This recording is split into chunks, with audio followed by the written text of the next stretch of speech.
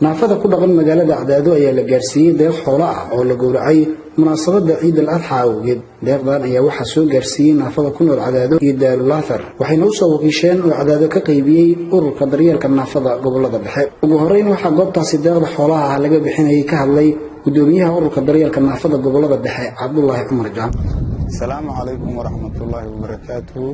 Wa inna nuqaddimu ilaykum min al-barnaamij alladhi tata'allaq تقسيم الأضاحي في هذا اليوم، وهذا اليوم هو 11 من ذي الحجة سنة 1438 في هذا اليوم الأضاحي، وهذه الأضاحي تبرعت به دار الأثر التي كان موقعها مدينة مالمو، ووكل تقسيم هذه الأضاحي من منظمة عناية المعاقين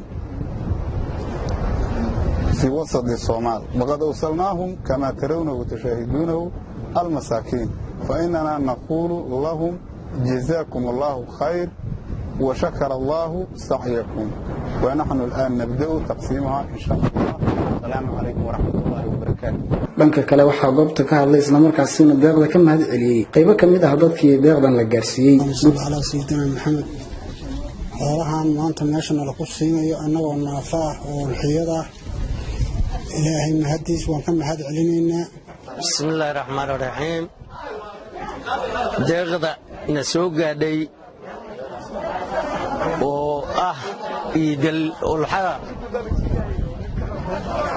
قولدي نو سو ديرتي مهد بانو علينين خير بدن الله كسي